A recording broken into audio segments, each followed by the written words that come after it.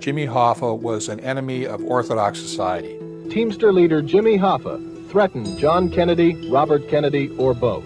Hoffa was actually a full-fledged informant by the end. Hoffa's association with organized crime just quadrupled the threat to this country. That the Teamsters were protecting these drug traffickers. We have no information as to the fact that he's alive, but we have none that he's dead either.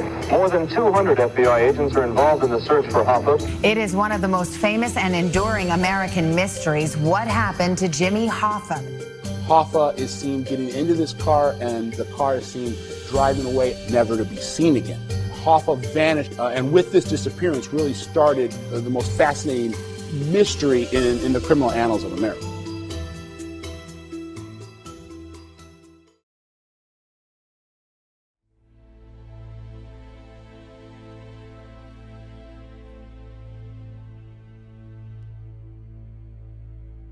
So Jimmy Hoffa was born and raised in coal mining towns in southern Indiana in the 1910s and 1920s. Hardscrabble towns filled with coal miners and bootleggers. A lot of whites from the South had emigrated to southern Indiana. By the 1920s, it became a hub of the Ku Klux Klan nationally, and where violence really determined a lot of conflicts. In the towns he grew up in, there were more saloons than there were churches. And his mother was a single mother who was forced to take in laundry from neighbors to support the family. Hoffa lived on the edge throughout his childhood and early adulthood, and I think that also defined his outlook on life and his career. So Jimmy Hoffa and his family arrive in Detroit in 1924 looking for better economic opportunity.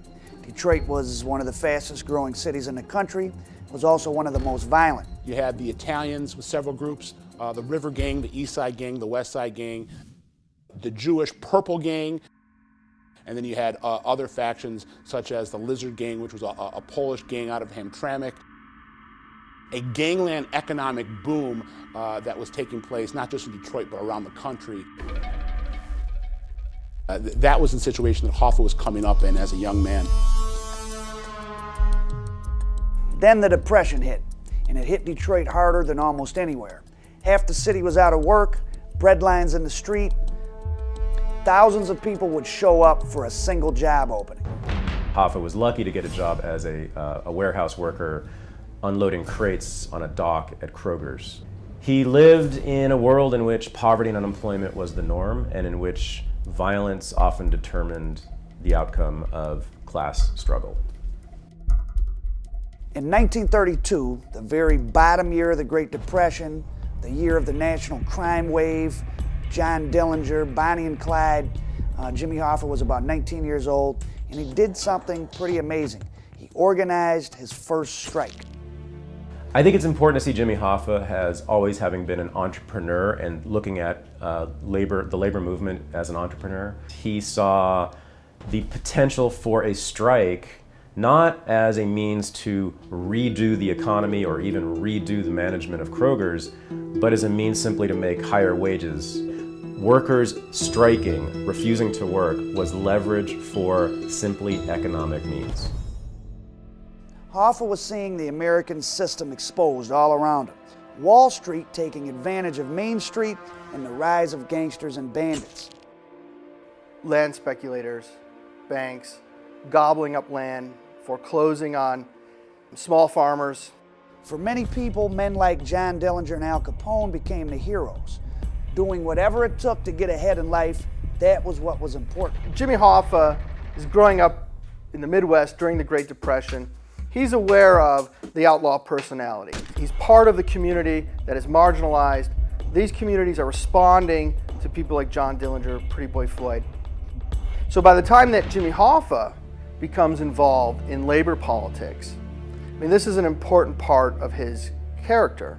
I think the lesson that Jimmy Hoffa learned from the Depression was to fight tooth and nail for everything you could get, because big business and the government were not the friends of the working man. His career thrived in large part in a very unregulated economy and political atmosphere in Detroit in the 1930s.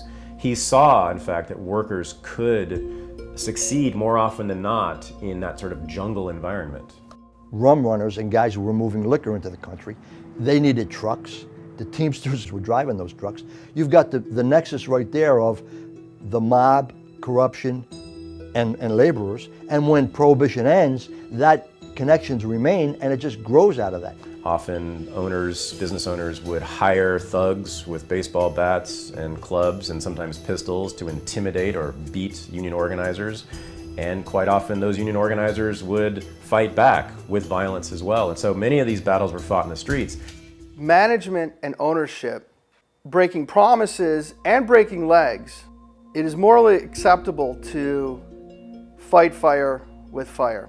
Yeah, I mean, the mob was muscle, and then the mob worked for whoever would hire them. And in terms of the organized labor movement, there were times when corporate America, whether it's the garment industry or whatever, would hire mob muscle to intimidate the unions. So it wasn't like the mobsters were embracing organized labor movement in America. The mobsters went wherever there was a payday. And workers often found that they could win those conflicts, and in particular Hoffa found that those conflicts could be settled through their willingness to fight in the streets. For union rank and file, Jimmy Hoffa is a Robin Hood. And like Robin Hood, he may have to resort to extra legal acts. He may have to get his hands dirty. But in the end, his workers and these marginalized communities are better off. Hoffa was most likely involved in car bombings. You had to keep scabs out of those workplaces. You had to keep replacement workers out, or else you had no power as a union leader. The first real documented proof of Hoffa's connection with the mob comes in about 1937. Hoffa was married by this time, but he had an ex-girlfriend who was sort of a gangster moll, Sylvia Pagano, aka Sylvia Paris. At the time, Pagano is dating Frankie Three Fingers Coppola, a bootlegger from Los Angeles who has a criminal record extending back to his youth in Sicily. Pagano introduces Coppola to Hoffa, and they become friends right away. Frank Coppola associated with Santo Perone, a Detroit Sicilian mobster who was known for providing goons and muscle to either unions or to businesses, again playing both sides of the fence in various union battles in the 1930s. They come up with a plan. The mob can provide muscle to back this union movement that is struggling. The odds are against them. The mob will offer access to muscle, to defend the workers, to counterattack. The Teamsters at this time were engaged in a brutal strike with the Kroger supermarket chain, people being shot, heads being busted, and supposedly Hoffa asked his new friend Santo Perone to hold his goons back and not help Kroger while the Teamsters tried to fight this struggle. The old adage about Hoffa was that he wound up going to the mob because he was trying to use them to go after stubborn employers who refused to be unionized. In fact, he used the mob to go after the CIO, which was raiding the Teamsters turf in Detroit. I think Jimmy Hoffa used the mafia and other organized crime the same way he used everybody else. He was always the smartest guy in the room, and I think to say that the mob controlled him or controlled the Teamsters is misleading. There's no evidence that he was ever beholden to them. There's no evidence that they ever dominated his unions. So I don't think someone like Jimmy Hoffa makes a decision that, well, I'm going to become a racketeer. Rather, it's an organic response. Hoffa has an opportunity here to secure some type of defense on behalf of his workers by forming various partnerships with members of the underworld. Jimmy Hoffa recognized this is the way to go, this is the way to rise to the top, and you got to get in bed with these guys, and they're going to benefit and I'm going to benefit. Not complicated at all. One of the most stunning claims about Hoffa and the Teamsters is that they were integral to the development of the global heroin trade. Teamster trucks and locals may have been used to help flood the United States with Sicilian heroin in the aftermath of World War II. And it all centered around Hoffa's first friend in the mob, Frank Coppola.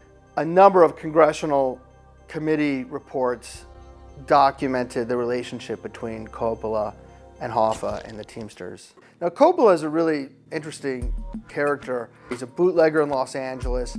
He is a human trafficker in Mexico. He's a labor racketeer in Detroit. He's running drugs out of Cuba. He's all over the place. The United States deports Coppola in 1948. Communist Party is popular in Italy. The labor unions are gaining strength in Italy. And the U.S. State Department has a very real concern that Italy will fall into communist hands. And back in Sicily, he's a political power broker. He has unique connections to Italian senators. His brother is a powerful member of the clergy in Sicily. Even before the Nazis surrendered, the Cold War was beginning, and the U.S. government was making deals with criminals and former fascists in Europe to help fight a dirty war against communism. In Italy, this was known as Operation Gladio. Mafia boss of bosses Lucky Luciano was working with the U.S. government, and so was Jimmy Hoffa's old friend, Frank Coppola. Coppola and Luciano got together and created a drug network. From Montreal, there were two routes. One was straight south into New York, where it was handled by a guy from the Bonanno crime family, a guy named Carmine Galante. And then across Canada, over the Detroit River into Detroit. Congressional committee reports identified Preziola and Quasarano as two of the most significant and important drug traffickers in North America. And Jimmy Hoffa, in order to give these guys a facade of legitimacy, he set up a dummy local for them, Teamsters local for them to operate out of. And the evidence suggests that for quite some time, New York mafiosi were buying their heroin from the Detroit suppliers. Did Hoffa know about the narcotics trafficking? I can't prove that. I suspect that someone as smart as Hoffa would not want to know about what was going on. But I've interviewed retired federal agents from FBN, and they contend that within their offices it was well known that the Teamsters were protecting these drug traffickers. In 1952, Dave Beck became the new president of the Teamsters, and Jimmy Hoffa became vice president. This was the peak moment for the union movement in the United States. The most members, the strongest voice, the most power. And government leaders and business leaders both wanted to curb that. They wanted to curb the union movement. And it's crucial to understand that that period coincided with the rise in labor regulation, especially from the federal government. So in the 30s, when Hoffa was coming up, he was faced with constant competition from other unions, which forced him to be militant and accountable to his members. It forced him to be a good union leader. By the 1950s, it was all but impossible for unions to compete against one another. So now, with no outside elements left to fight, Jimmy Hoffa turns his attentions inward. He goes after his own president, Dave Beck. And Hoffa makes a deal with some really bad people, including a New York racketeer named Johnny Dio. Dio was infamous. He had been implicated in an acid attack on crusading journalist Victor Riesel, where acid was thrown in his face and he was blinded permanently. Did the American labor movement go off track to a certain degree? Sure it did. But did corporate America go off track? Sure it did. It's almost a human condition. When you've got that much power, that much status, that much wealth. So meanwhile, Hoffa has an unyet known nemesis crisscrossing the country, trying to bring him down, Bobby Kennedy, who's working for John McClellan, a senator running a Senate investigation into labor and union corruption. The McClellan hearings was also a means through which to attack the union movement in terms of public relations. That the movement was full of goons and criminals, people like Jimmy Hoffa, and that's really the purpose it served. Hoffa knew he was next to be called in front of the Senate, but he had a plan. He tried to plant a spy right inside Bobby Kennedy's office. Hoffa, trying to keep tabs on what the Senate committee was doing, was introduced to a guy named John Chiesti. Well, Chiesti was an honest guy, and he went to Bobby Kennedy's people and he said, listen, Jimmy Hoffa's come to me and made me this offer. So Kennedy and Chiesti set Hoffa up. When he goes to pass the money off to Chiesti, the FBI is there to arrest him. He gives the documents to Jimmy Hoffa. Jimmy Hoffa gives him the money. And this is all memorialized on film.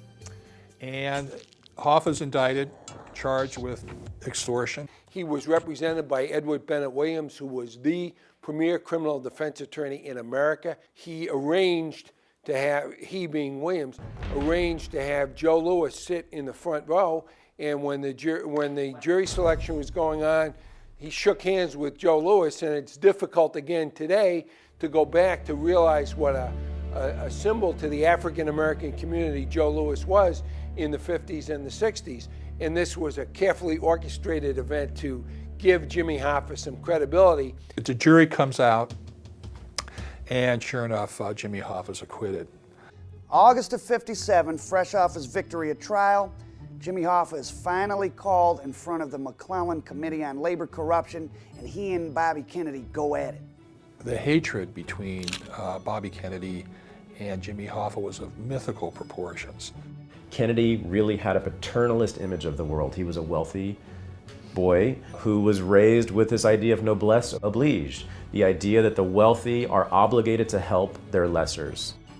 He had to remove the dictators who were oppressing the people of the third world. He had to remove the dictators from within the unions who were oppressing the working class, like Jimmy Hoffa. I think Bobby Kennedy saw all this as a chance to get himself some national exposure, probably at his father Joe Kennedy's suggestion.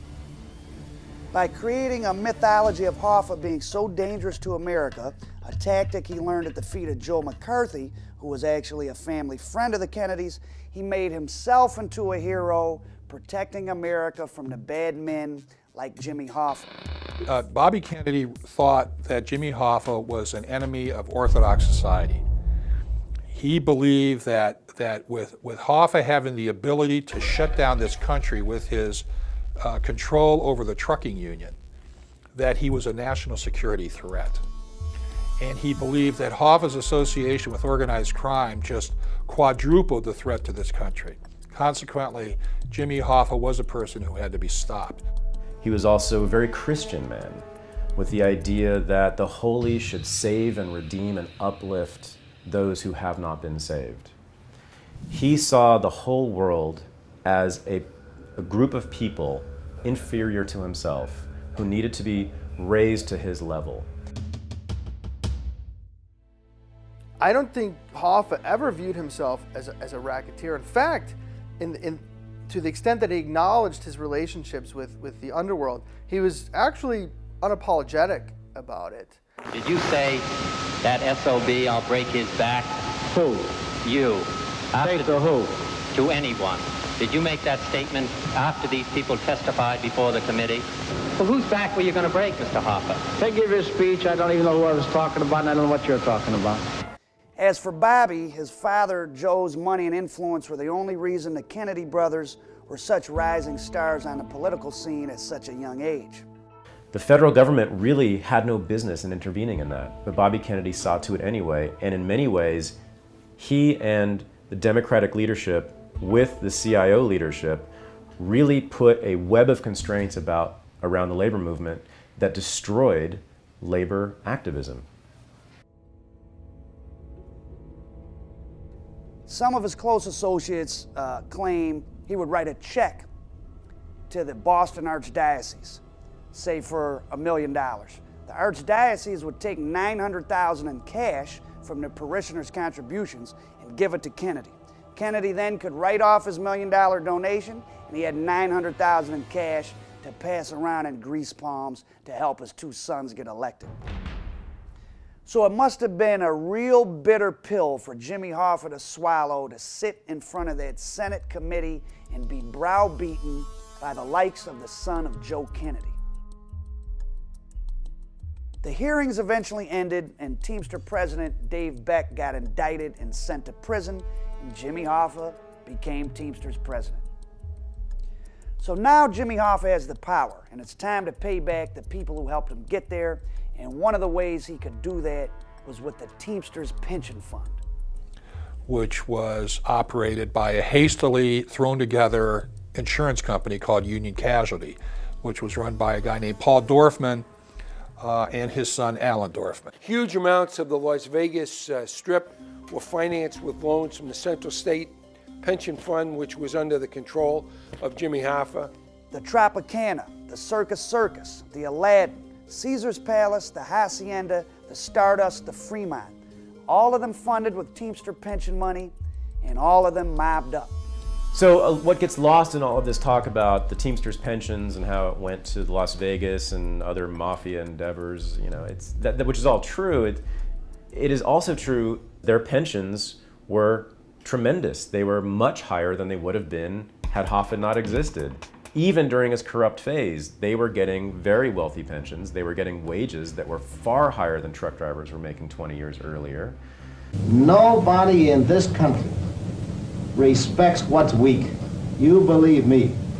But because we are financially solid, because we do have an organization that is equipped to handle any situation that comes in front of us, we're successful in getting from the employers what our members want and need without strikes.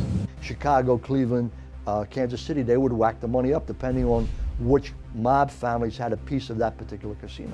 The number varies from 12 million to 20 million a year, from 6 casinos to 10 casinos, however many.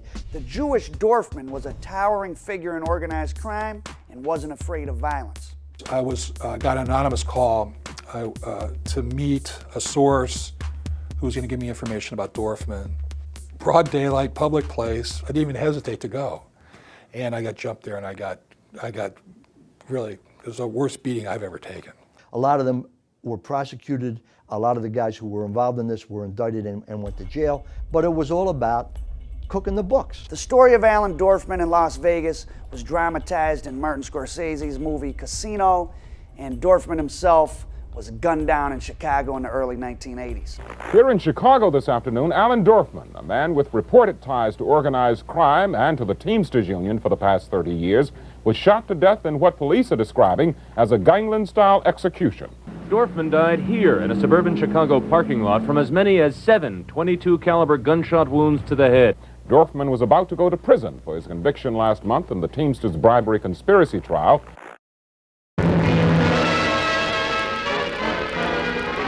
From his stronghold in the wild Sierra Maestre Mountains, Cuba's Fidel Castro emerged triumphant after 2 years of guerrilla warfare against the Batista regime. In the late 50s, Jimmy Hoffa got himself mixed up in the deepest levels of America's secret politics. When Fidel Castro seized power in Cuba, Dwight Eisenhower told the CIA to kill him. But of course, this was easier said than done because the hit could never be linked back to the US government. So, unbelievably, the CIA contacted the mafia to help them kill Fidel Castro. Mob bosses like Santos Trafficante, Carlos Marcello, and Meyer Lansky had lost tens of millions of dollars when Castro seized power, and they were the ones that had the connections to the Cuban exile community that could help the CIA get poison in or get an assassin in and take Castro out. The CIA's first contact with the mob may well have been through Jimmy Hoffa. During this time, Hoffa's right-hand man, Roland McMaster, a high-ranking Teamster official, went down to Florida, set up a Teamster office in Miami, which was full of Cuban exiles, was a hotbed of anti-Castro activity, and right inside the Teamster office in Miami, Santo Trafficante, one of the most powerful mob bosses in the country, had an office. A guy named Bob Mayhew came in, was brought into the plots by the head of covert operations for the Central Intelligence Agency. Robert Mayhew, incidentally, was close friends and business partners with Jimmy Hoffa's old lawyer, Edward Bennett Williams, and shared office space with him back in Washington, D.C. You know, I interviewed Mayhew just a few blocks from here at the Georgetown Inn here in Washington. He told me that his job was to get to Santo Trafficante, who had been released from the Cuban prison after he had been imprisoned by Castro in April of '59. But Mayhew didn't know Trafficante. He knew that it was going to take a boss to deal with another boss, but he didn't know a boss. But he did know a guy named Johnny Roselli.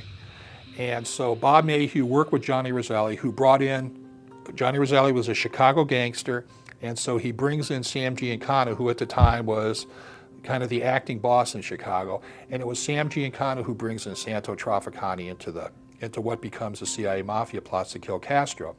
But we have evidence of the fact that Jimmy Hoffa was the original liaison between the CIA and the Mafia and the Castro assassination plots during that period between December of 1959 and August of 1960, when Bob Mayhew became involved in those plots. While the CIA mob plots to kill Castro obviously failed, they did have profound consequences, which likely culminated in the murder of President Kennedy in Dallas in 1963.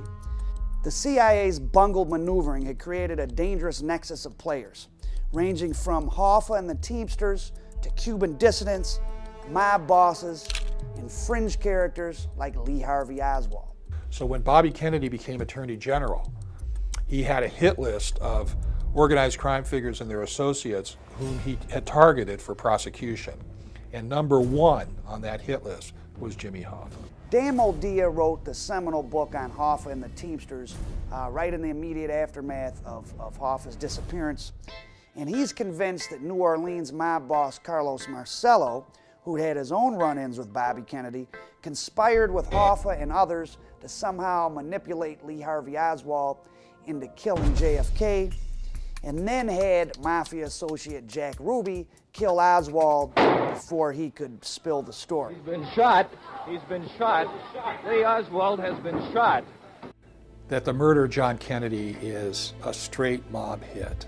Jimmy Hoffa, Carlos Marcello, Santo Trafficante arrange and execute the murder. Marcello, Hoffa, and Trafficante did share the same lawyer, a guy named Frank Regano, who made the claim years later, when he was trying to sell a book, that Hoffa had him carry the contract to kill JFK to Marcello and Trafficante.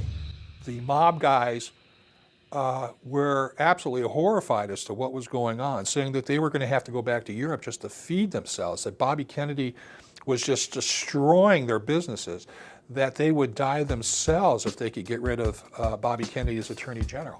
I think the Kennedys were definitely playing both sides of the fence when it came to organized crime. The FBI actually recorded a wiretap between Chicago mobsters Sam Giancana and Johnny Rosselli that their donation to JFK's campaign had been accepted, but that Bobby Kennedy wouldn't let up on them and their friends. It was his fourth criminal trial in 10 years, but this time Bobby Kennedy had a new trick up his sleeve. He had a mole inside Hoffa's camp that was feeding him information as the trial was going on. The person who ended up being the key government witness against Jimmy Hoffa was a guy named Ed Grady Parton from Baton Rouge, Louisiana, Local 5. He was a Teamster official. And Ed Parton had knowledge of the fixing of the jury. In fact, when he called the Justice Department and spoke with Walter Sheridan, who was the head of Bobby Kennedy's Get Hoffa squad, he said flat out, Hoffa's fixing to fix the jury. The problem with all this was Ed Parton himself. Parton supplied Kennedy with the inside info to convict Hoffa on jury tampering, but Parton was a guy who'd been arrested for everything from manslaughter to embezzling union funds, and he was actually out on bail for those crimes when he miraculously saw the light and decided to help get Hoffa. And one of the reasons why Ed Parton had stepped forward was because Jimmy Hoffa had told him that he was planning to kill Bobby Kennedy. When Walter Sheridan heard this information, they immediately put him on a polygraph, not just about the jury tampering business, but about the plot to murder Bobby Kennedy. Ed Parton passed the polygraph test on everything, flying colors. September of 1962, another FBI informant was talking to a mafia guy named Carlos Marcello, who probably controlled Jimmy Hoffa. And Marcello said, we're not killing Bobby Kennedy, because everyone would know in 2 seconds who did it if Bobby Kennedy was found dead. We're going to kill the president, the guy who controls Bobby Kennedy. If you get rid of the president, you get rid of Bobby Kennedy, and we've got a guy to do the job. Marcello's partner, alter ego, Santo Trafficante, the mafia boss of Tampa, Florida, was talking to another FBI informant named Jose Alamán. And he made it clear that it was Jimmy Hoffa who was making the arrangements for the president's murder. In the weeks leading up to Kennedy and Oswald's murders, Jack Ruby had numerous phone calls with people like Teamster enforcer Barney Baker, who was suspected in many murders and had worked personally for Hoffa and Meyer Lansky. So, was Jimmy Hoffa involved in the plot to kill JFK? The Church Committee, which was a Senate investigation looking into U.S. intelligence operations, determined that Hoffa had the means, motive, and opportunity to help kill John F. Kennedy. But that doesn't mean he did.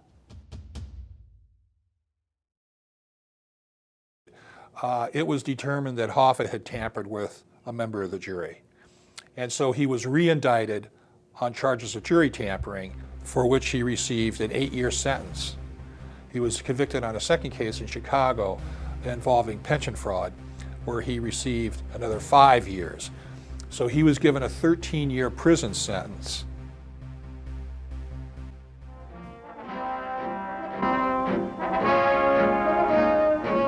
With his raincoat covering handcuffs, Hoffa arrives at federal prison in Lewisburg, Pennsylvania.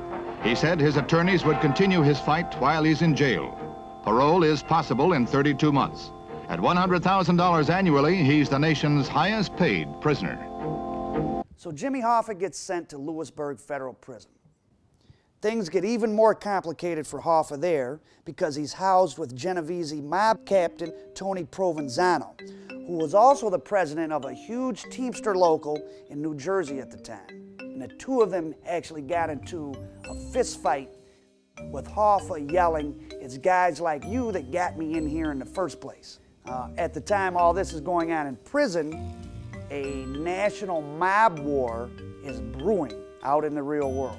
1964, 65, 66 was the Banana Wars. Joe Bonanno's son, Bill Bonanno, deciding to whack 3 of the heads of the 5 families. Joe Bonanno wound up in Tucson, Arizona. And in Tucson, Arizona, he made a pact with 2 Southern organized crime figures. One was Carlos Marcello, the mafia boss of New Orleans, and the other was Santo Trafficante of Tampa. If the Bonanno, Marcello, Trafficante Southern powers could control Hoffa, they probably could control the single biggest prize in the country, the Teamster Pension Fund, which was really the goose that was laying golden egg after golden egg. Ultimately, the Mafia Commission patched up the rift between the Mafia families, and Jimmy Hoffa was left on the outside looking in, but now with a new deadly enemy in the form of Anthony Tony Provenzano. A murderer upstairs or a man with 50 years alongside of you. And when you're trying to sleep under those conditions, unless you have a tremendous willpower, you're constantly with one eye open, looking to see whether or not you'll survive the night for the next day.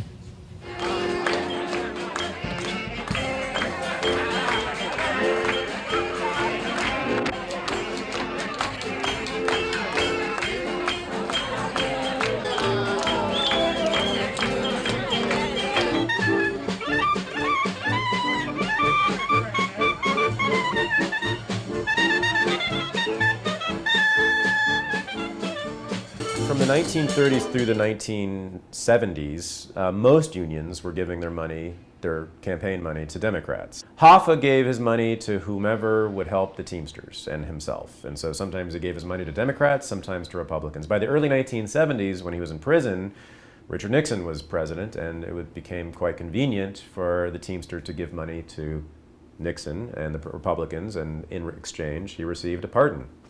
Well, I appreciate the fact that he signed the commutation papers. Whatever effect will have on the members, I can't say. I haven't talked to any members. Do you regard this as a strictly political move? No, I do not. I think it was a regular routine commutation based upon my time served, based upon my sentence, and the background of the sentence. Do you plan on supporting Nixon because he's done this, or what? It's too far away to make any prediction of what I will do politically. And why would Nixon do that? And if Hoffa was this terrible organized labor figure / gangster, why is he entitled to a pardon? Those kind of things were all questions back then. It certainly undermined Nixon to a great degree. I mean, that was one of the many things that when people started to talk about Nixon as a president who didn't play by the rules, Nixon as a president who ultimately became the paranoid president. This was an example of that. This was Nixon the deal maker. While Jimmy Hoffa was in prison from 67 to 71, America changed a lot. And when he got out, Hoffa's time had really passed in a lot of ways. Hoffa, for one segment of the American population, epitomized organized labor, working for the blue collar, the common man, giving him his rights, giving him decent wages and working conditions. But for the people that were involved in the protests of the 1960s that wanted change, that were progressive, that were liberal, organized labor had become, in a lot of ways, part of the problem. I mean, the sons and daughters of blue-collar workers who had gone on to get an education kind of looked askance at all of that. They didn't appreciate what unions really were about. What they saw were unions corrupting the system. And I think Hoffa epitomized that to them. On the other hand, he epitomized the champion for the common man, for the earlier generation of workers. Teamster Vice President Frank Fitzsimmons was running the Teamsters show with Hoffa away in prison, and he was even more accommodating than Hoffa had been to organized crime. But Fitzsimmons just allowed everyone to do their thing. That's the way he liked it. And that's the way the vice presidents liked it, and that's the way the mob liked it. This union nor I am in the hands of organized crime. This union has nothing to hide on the general presidency of Frank Fitzsimmons. Many of these guys had feathered their own personal nests pretty well during the Fitzsimmons tenure. And the only thing that he was looking at that point was trying to get back into the leadership position with a union who didn't seem to want him around anymore. He really only had one thing on his mind, which was claiming back the Teamsters presidency. This was his baby, his joy in life was being the president of the Teamsters. Even though he had been involved with organized crime, he always figured it was a 50-50 relationship where he was getting things from them and returning for giving things to them, not only personally but for the labor movement. He thought that Frank Fitzsimmons had become a lackey for the members of organized crime, and he was very interested in getting back into the Teamsters Union. He was going to do whatever he could to get his power back, and if that involved agreeing to or deciding to take some of the mob influence out of the union, Hoffa was willing to do that to get the power back. Hoffa's desperation reached a point where my sources in the federal government tell me that he actually became an FBI informant. This is a well-kept secret in the fact that it really hasn't been public record, but that Hoffa was actually a full-fledged informant by the end. There was an actual quid pro quo between Hoffa and his handlers in the federal government and the FBI that in exchange for Hoffa feeding them information about what he knew, the FBI, the federal government, was going to help lift the restriction on Hoffa's ability to run for the presidency of the Teamsters, and that he would be allowed to run in 1976. The word on the street was that Hoffa's restriction was most likely to be lifted was really a problem for the mob, in the sense that they realized that Hoffa had enough support and enough momentum behind him that he could easily win that 1976 election. From Machiavelli, fortune favors the bold. He was going to make a bold move to try to come back. But I think there were just too many players involved, too many people who didn't want him to come back, and he couldn't control all the events and all the players, as he could have maybe 20 years earlier when he was at the peak of his power in the Teamsters Union. So Hoffa's relationship with the mafia is quickly deteriorating. His really only life raft at this point are the Giacalone brothers, Anthony Tony Jack Giacalone and Vito Billy Jack Giacalone, the street bosses of the Detroit Mafia, the men that are really the faces of organized crime in Detroit. They do all the dirty work, they're the junkyard dogs, and they have long been Hoffa's contacts. The Detroit family goes way back. I mean, it's one of the original families. It's part of the commission, part of the National Commission. Through my years of undercover work, I don't believe that I was ever able to really penetrate the mob, the Detroit Mafia, if you will. These people had charisma. Some of them were very likable people. I think they were friendly, but from a distance, from afar. They were not the kind of people that would take a shining to strangers as part of their culture, their makeup. They don't deal with strangers. The mob knew the only way to get Hoffa out in the open was to lure him, and that lure was Tony Provenzano. Hoffa understood the only way that he was going to get the requisite number of delegates to take back the Teamsters Union in the '76 election was to make peace with Tony Provenzano, a man that he had actually put into power in the union, was very good friends with until they had a rather bitter falling out in prison. Hoffa knew he had to squash the beef. The Giacalones knew that that bringing Tony Provenzano to Detroit as a lure would be the way to get Hoffa out in the open, because Hoffa needed that support. I mean, there was a saying in Detroit that if you didn't know that person when he was sucking his mama's breast, stay away from him. Don't trust him. And that's the way they acted. They grew up together. They socialized together. They married one another. And they died together. Insulated, protected group by themselves.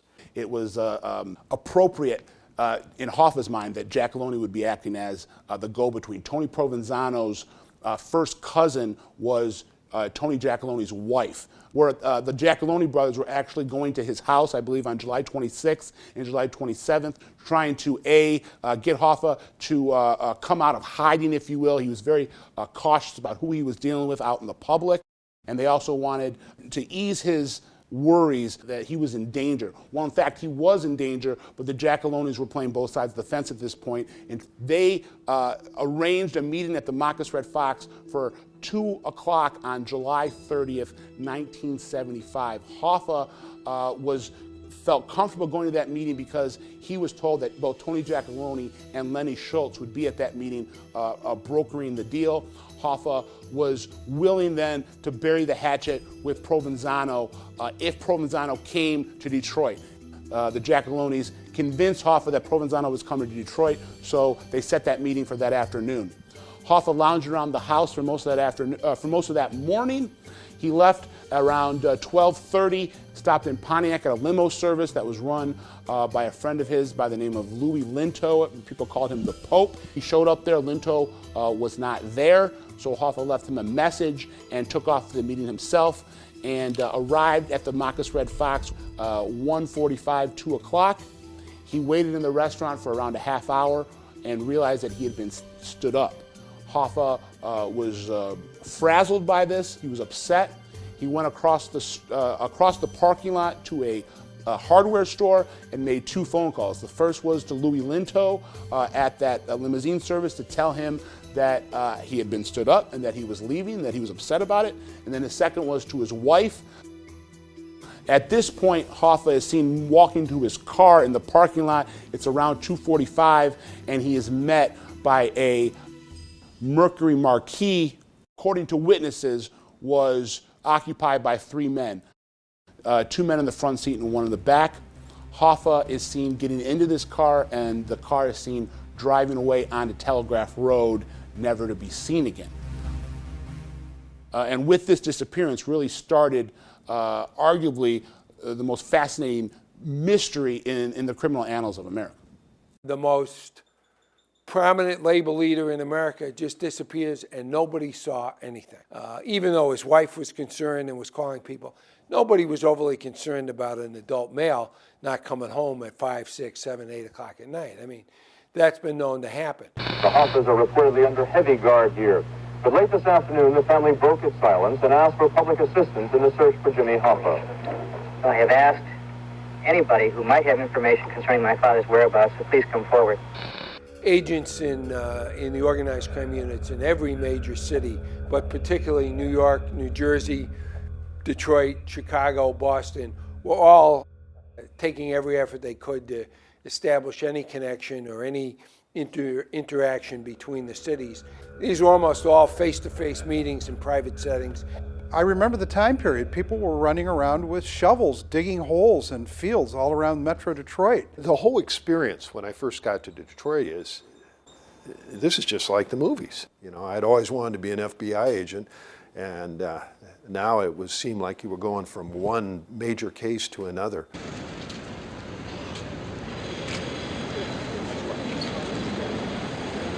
All of these whack job, nutty people would call me. So I finally got to the point with people when they called me who told me where he was. I just said, go get a shovel, go dig a hole. If you find anything, call me before you call the FBI. I think the feeling was that, you know, that we're going to throw all our resources at this, and our history is such that, generally speaking, you know, we get to the bottom of it. According to spokesman for the Organized Crime Strike Force, There will be a major announcement concerning the Hoffa case by the end of this week. I mean, I believe these guys were smarter than we sometimes give them credit for. And I think that when they picked the people that were going to get rid of Jimmy Hoffa, they picked people who they were 100% sure would never reveal what they had done. You know, they knew how they were going to get rid of the body before they whacked him. I mean, there's no doubt in my mind about that. So they weren't driving around looking for a place to go. They weren't going to say, you know, let's put him in this temporary space and then we're going to move him. They clearly had plenty of time to do anything they wanted with the remains of Jimmy Hoffa between the time they left the Marcus Red Fox and the time anybody fully started looking, which was 10, 11, 12 o'clock the following day. I believe this thing was planned out with precision. They knew who was going to do it, they knew how they were going to kill him, and they knew where they were going to dispose of the body. The reputation of Anthony Giacalone was that he was a brilliant man who could have run one of the big three, that he was that smart. Feared by the average person and well known to the media. He had a very imposing personal presence. At that point he was notorious for dressing in a very flashy style. He was a man of very few words, but was someone with just the nod of his head could make things happen, such as people disappearing. The Giacalones, Joseph Giacalone and Vito Giacalone, were in yesterday, but speculation as to when you might be calling Anthony Giacalone. You're going to have to continue to speculate. I wish I could help you, but you know that I can.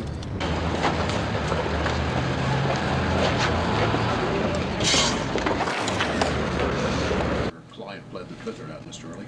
I can only assume he did. I advised him to do that. He was only in there a short minute or two, and he came out. I didn't ask him the question. I assume he did. You have no idea what kind of questions may have been put to him there? I doubt if it got past his name and address. Tony Giacalone that day shows up at the Southfield Athletic Club, spends the entire day at the Southfield Athletic Club. He was known by many people to be a very sort of surly, taciturn kind of guy, but he must have asked 50 people at the Southfield Athletic Club, they said, what time is it now? You got the time? You got the time? Never talked to anybody they didn't need to talk to, especially didn't talk to regular civilians on a regular basis.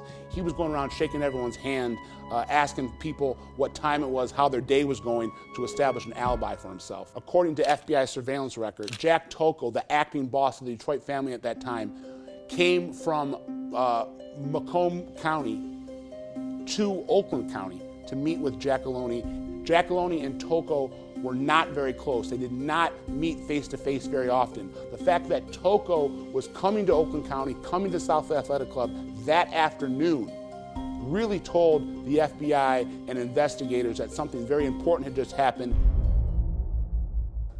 Chucky O'Brien was a surrogate son, if you will, to Jimmy Hoffa. He was also very close to Tony Giacalone.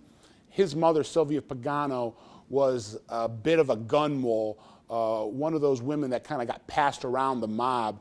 She had affairs with several members of organized crime in Detroit, two of them being Jimmy Hoffa and Tony Giacalone.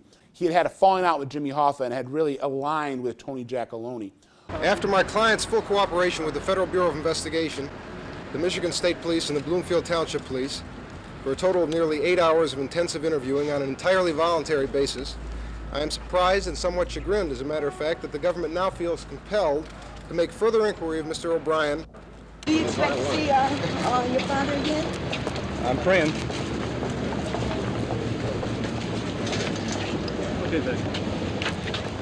O'Brien was said to have been in possession of Giacalone's son, Joey's car that afternoon, the car that the FBI and investigators believe Hoffa was kidnapped in.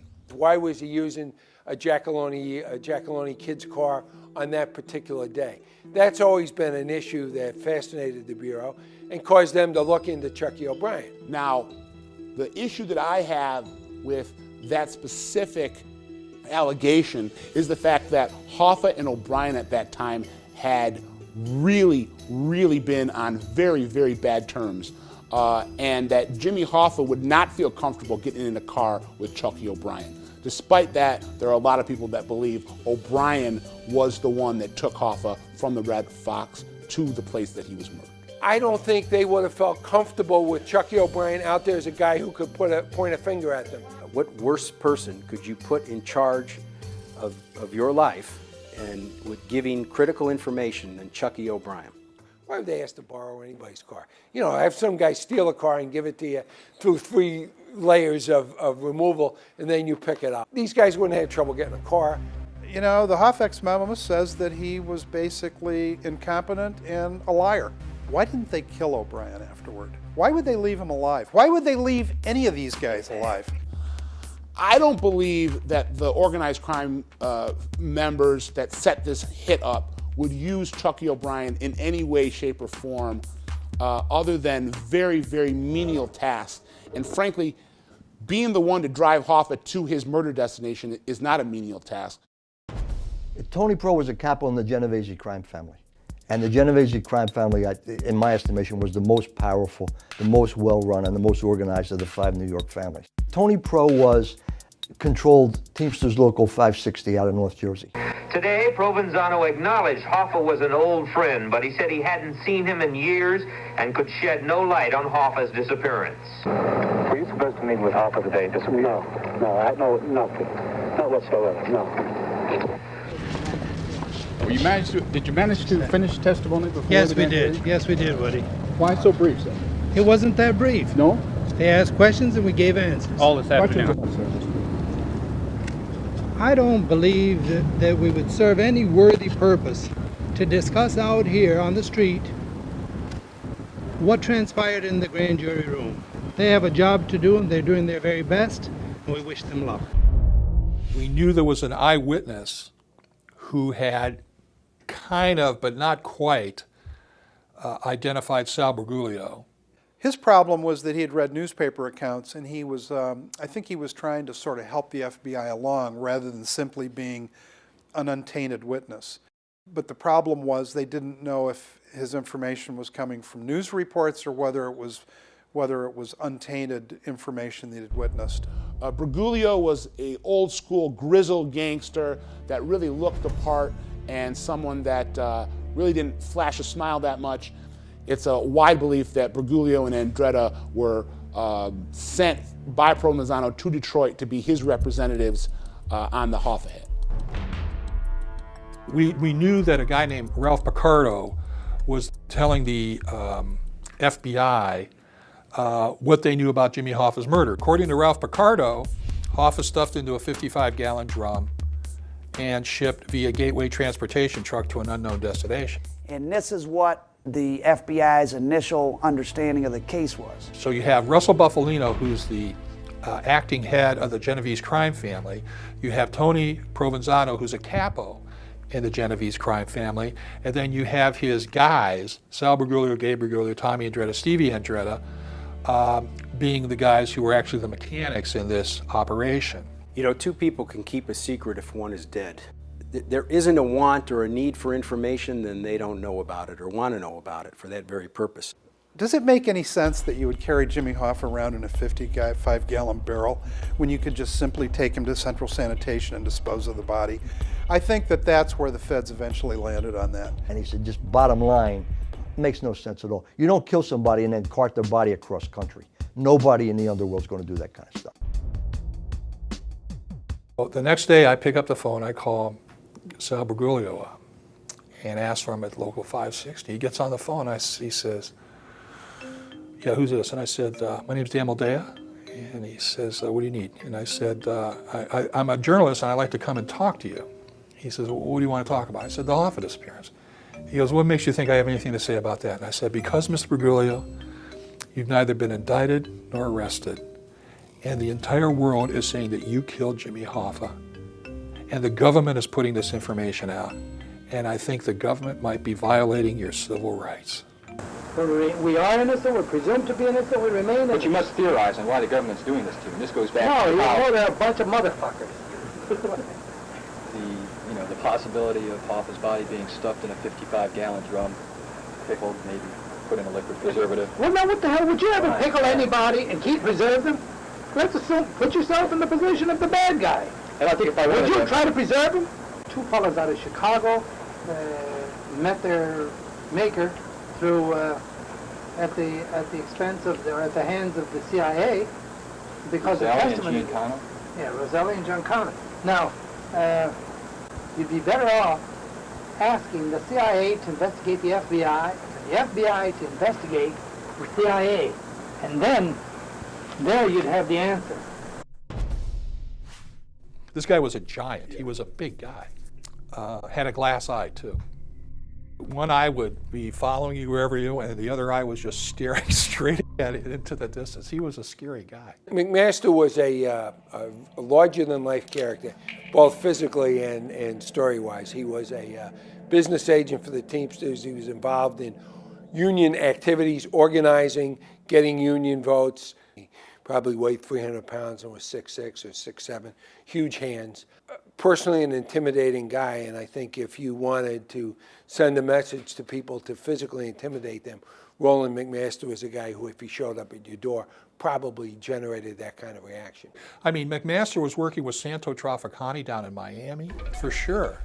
McMaster was part of the Cuban process. McMaster knew a lot of stuff.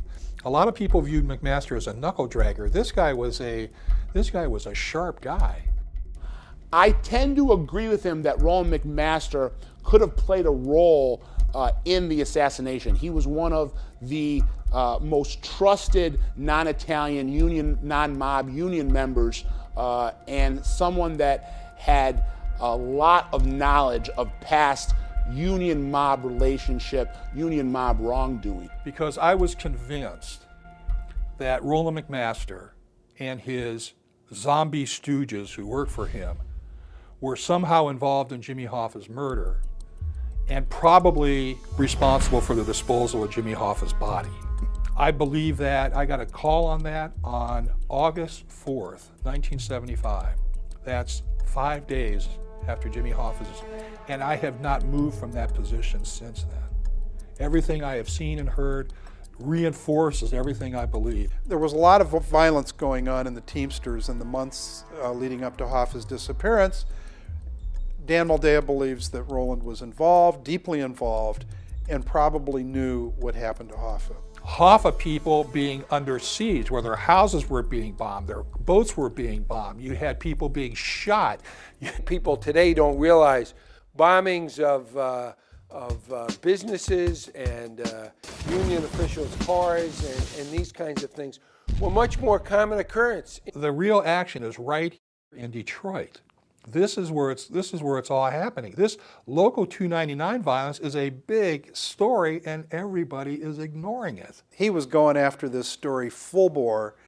He was willing to put himself in harm's way to get the book. There was one guy who was so upset about McMaster that I was asking questions about McMaster, and this is a Hoffa guy. This is a guy I felt comfortable with. The guy pulls a gun out and sticks it in my mouth. Yeah, sticks the fucking gun in my mouth. Less than 2 months before Hoffa disappeared, little Fitz, Richard Fitzsimmons, the son of Frank Fitzsimmons, the current Teamsters president, had his car blown out in the parking lot of Nemo's, a popular tavern right by the 250 local.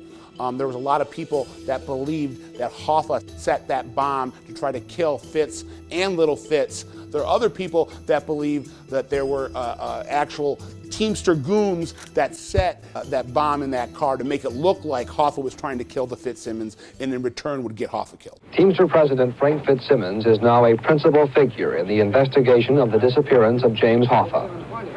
But federal agents on the Hoffa case are now taking a very close look at Fitzsimmons' activities just before and just after Hoffa disappeared. It's impossible to believe that the guys who are behind all of this local 299 violence, which goes right up until 20 days before Hoffa disappears with the bombing of Dick Fitzsimmons' car, and that these guys aren't involved in the denouement when Jimmy Hoffa disappears on July 30th? You know, please. On the other hand, you look at it and you say to yourself, well, the mafia families in New York and Detroit, you know, they had a long list of very, very established and well-honed executioners, hitmen, if you will. And it makes you think, well, why would they bring in a guy like McMaster when they have so many, guys that can do the job in their own backyard? They wouldn't have had trouble finding a house or a location to do whatever they wanted to do. And I don't think they would leave it on a piece of property they owned or in the barn on Roland McMaster's property, unless they were trying to frame Roland McMaster.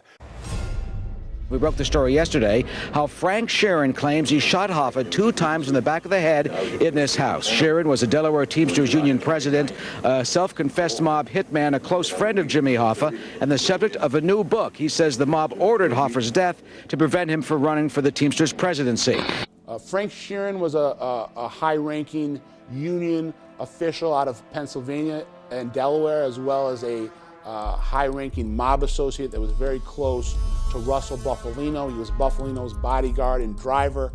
He was another man that would often act as a go-between or a liaison between the mob and Hoffa. They stop at Port Clinton in Ohio, near Toledo. Sheeran gets out, climbs in a small private plane, and they fly to Detroit, and they land at the Pontiac airport.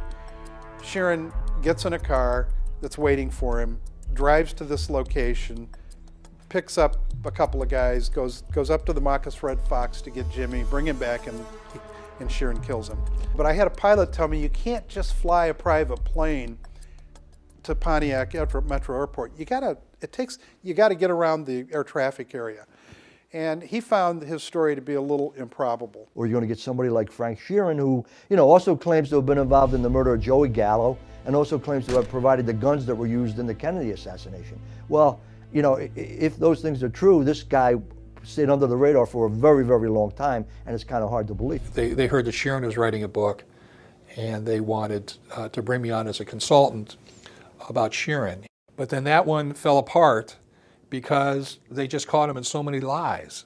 And apparently Maria Shriver had done the interview. Once again, they're going to bring me on as a consultant, and once again, Sheeran's lies just caused the whole thing to fall apart.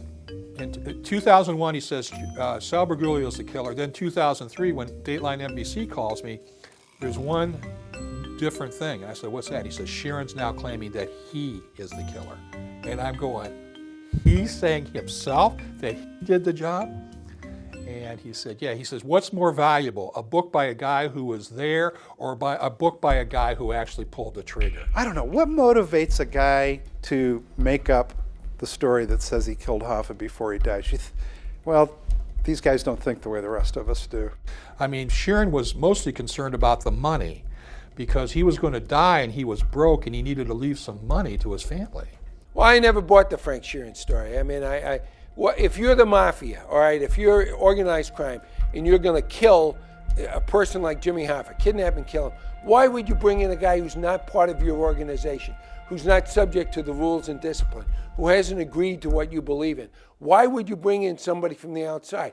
They certainly had more than enough people capable and in the government's opinion, more than enough people who've murdered people in the past. There's no need to go outside and find anybody else.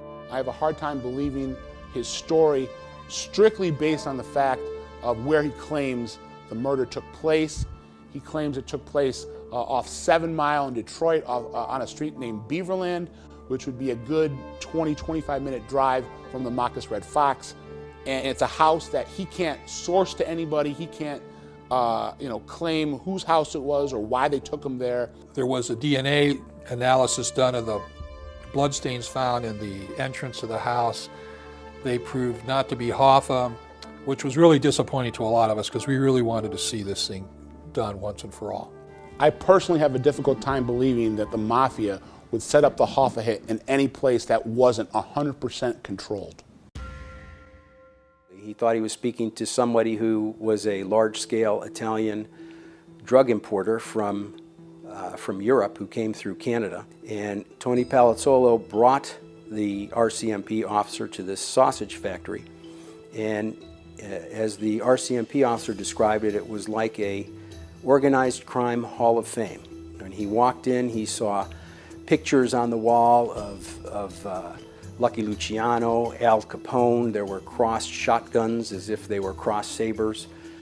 During the course of that conversation, which was used at the trial, Tony Palazzolo pointed to the auger, which was enormous, and he said, that's where Jimmy Hoffa is, or was. That's where we put him. And that is where I believe Jimmy Hoffa went. I think he was ground up, churned up, and put in sausage or otherwise. Tony Palazzolo is definitely known as someone that was looked at as a possible participant in the Hoffa hit. He is someone that is currently, in the 2000s, a Detroit mob captain, but at the time of the disappearance was a up-and-coming young buck in the mob that had made his name as a bodyguard and driver for Pete Bozzy Vitale. The Vitales are another group of mobsters that had a lot of close ties with Jimmy Hoffa and the Teamsters. The fact that Tony Palazzolo might have been involved in this is frankly very easy to believe. How did they get Jimmy into a car when he was at the Red Fox, supposedly meeting Tony Giacalone? If he goes to see who went to meet him? Who was there to pick him up? And who was there to explain why he couldn't go with Tony Giacalone? Billy Giacalone, his whereabouts on that day are certainly not nearly as well known as his brothers.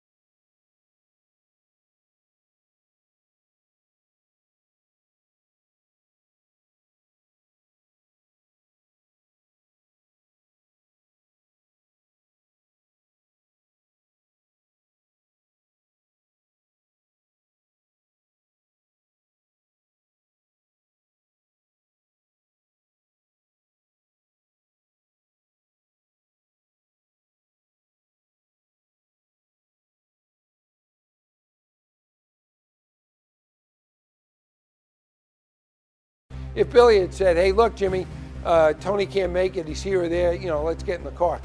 And I know Vito Giacalone's in this thing. This Vito Giacalone is right in the middle of this whole thing. I just can't figure out exactly where he is. The state police had been following Billy Giacalone around that week that Hoffa disappeared. They went out that morning that Hoffa disappeared looking for him, and they couldn't find him, and nobody saw him all day. So that tells me that he was probably there as the Detroit representative. I believe, after talking to numerous sources, both in the FBI and on the street itself, guys that are actually in the mob, I believe that Hoffa was taken less than 2 miles away to the house of Carlo Licata. Licata was a Detroit mob member, a mob soldier, who was the brother-in-law of Jack and Tony Tocco. Licata's house was less than a 5-minute drive from the Marcus Red Fox. Licata's house was also a place that Hoffa had been to meet the Giacalones on several occasions before. It was a house that was used as a meeting point. Licata himself was a trusted member of the family, related to the administration, as well as the house was almost a perfect location in the sense that it was back on a hill, removed from the road. We think that he probably went to Licata's house that wasn't too far. And I think they got him in the house, and I think Billy Giacalone was probably there. I think somebody like Andretti's, Bergoglio's, somebody like that was there, and he was killed. And then he was taken and disposed of pretty quickly. We think that they disposed of the body by taking it to the sanitation place where they had contacts.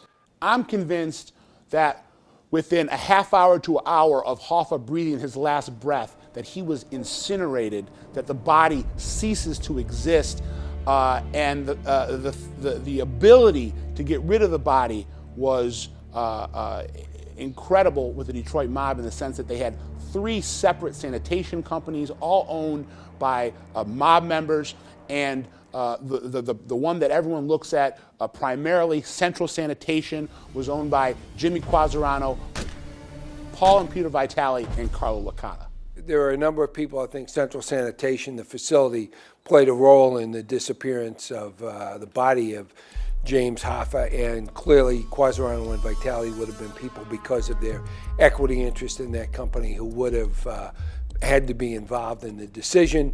And remember, shortly after the events took place, Central Sanitation burned to the ground. And what I believe really puts the theory over the edge is that on the 6-year anniversary of Hoffa's disappearance, on July 30th, 1981, Carlo Licata himself ended up dead at that house of 2 gunshot wounds to the chest.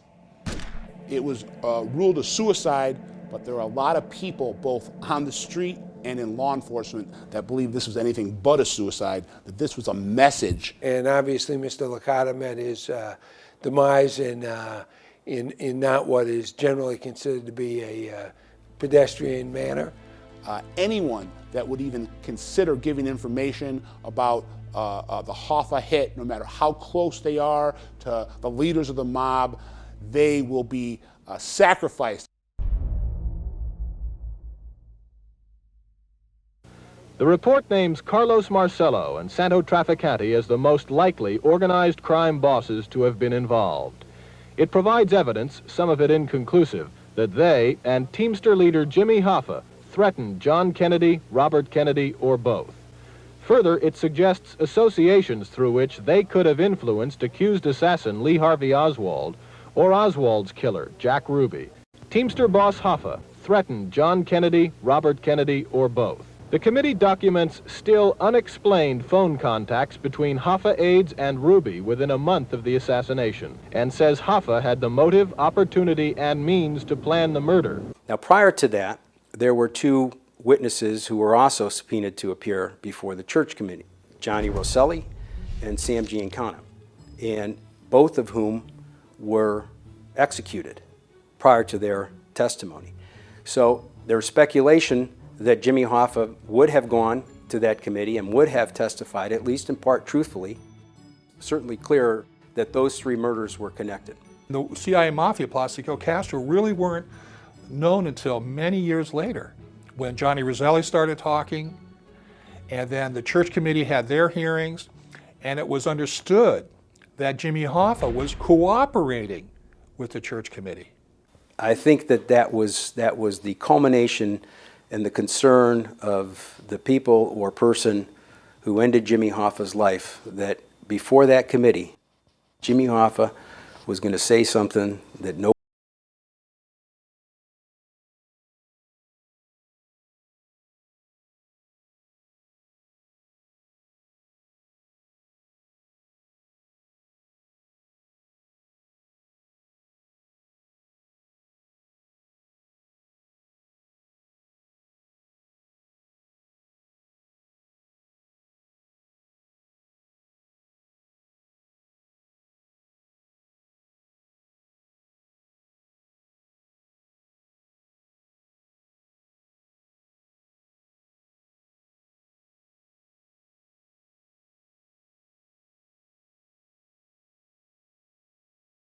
case was indicted, if it was traditional La Cosa Nostra, people would be asked about it, and they would inherently give the same answer, which was nothing. I would say the one that we became most excited about and ultimately turned out not particularly beneficial was the DNA evidence on the hair sample. And analysis was done. Hair, or more than one hair, was found in the car, in the passenger compartment of the car, that indicated that that Hoffa had been in that car. We had hair from his hairbrushes, and he said categorically, unequivocally, that that dog had put Hoffa's scent in the trunk of that of Joey Giacalone's Mercury. That gives you the idea that he was transported to wherever he was killed in the passenger compartment, and for whatever reason, when he was transported somewhere else, he was in the trunk. Hoffa had been in that car, but the question is, was he in the car the day that he died or the day that he disappeared. Who knows? In 2003, investigators dug under a swimming pool in northern Michigan. In 2004, they ripped up the floorboards of a Detroit house. Just where is Jimmy Hoffa? And that question hasn't been answered since the Teamsters boss disappeared 3 decades ago. But this week, the FBI showed up at a Michigan horse farm and started digging. And I jumped out of my seat and I did a quadruple fist pump, hoping that it was the farm I wanted it to be. And slowly but surely the information came out, and it was Roland McMaster's farm. You know, they tore down the barn, they had to rebuild the barn, public money, controversy, the congressman out there raised hell, and the dig stopped. But the FBI said, their last statement to the New York Times was, we believe that Hoffa's body is buried here and that it has not been moved. And we may return to this place. You know, you're always going to have some boss somewhere that wants to make his or her career on the fact that they were the one who was in charge when they found Jimmy Hoffa. My name is Bob Foley. I'm with the FBI's Detroit Division. With me here, I've got Mike Bouchard, Oakland County Sheriff, and Jeff Garded with the Bloomfield Township Police Department. The FBI and our partners are here this morning to execute a search warrant based on information that we have involving the disappearance of Jimmy Hoffa. His really story is that he heard the story from Tony Giacalone. Mr. Hoffa was picked up and taken and buried alive. Anthony Zarelli gave the information, claiming that the property that Hoffa was put on was, at the time, was owned by Jack Tocco, his cousin and the convicted mob godfather of Detroit. Looking for money, has had some financial reversals, is looking for money, trying to write a book, trying to get somebody to pay him some money. Who has a Twitter account, who has a website and a Facebook, and a website that says HoffaFound.com. Writing a book, who's supposedly going to disclose where Jimmy Hoffa's buried. It's the kind of behavior that would make Lucky Luciano spin in his grave. And that's what traditional organized crime has come to here, at least here in Detroit. You know, to me, it is a giant wild goose chase. The fact that there are people running around trying to find a body is ludicrous. Solving that crime, very improbable at best. I think it would be nice, but it's not essential. I think there's other more important things the Bureau's involved in nowadays than solving Jimmy Hoffa's murder. This does not happen in America. This murder must be solved. I don't know any case in the history of the federal government criminal investigations that has been looked at as many different ways and as many different times. There's no easy answer to any of this, and I don't think we're ever going to know.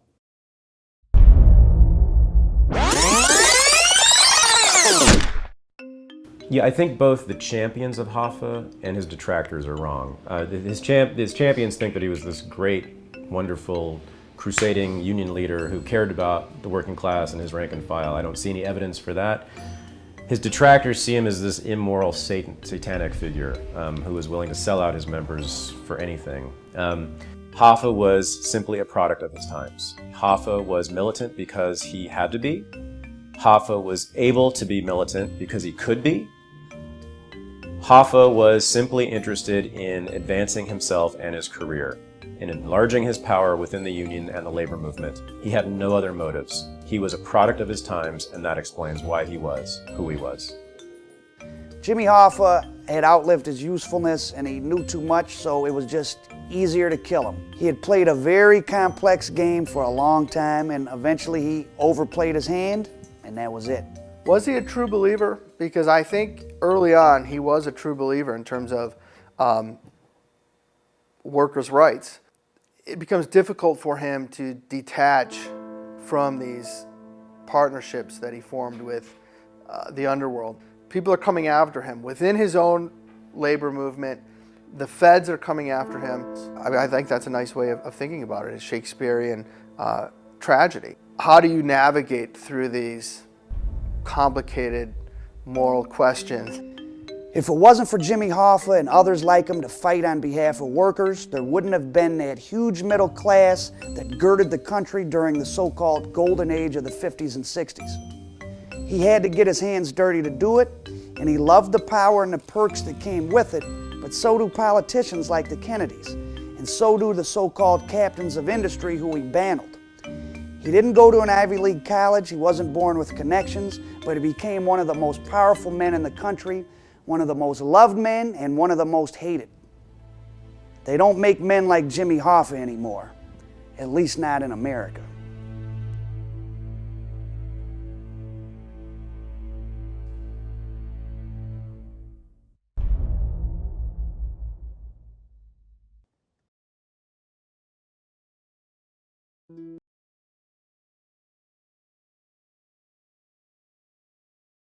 Hello to him.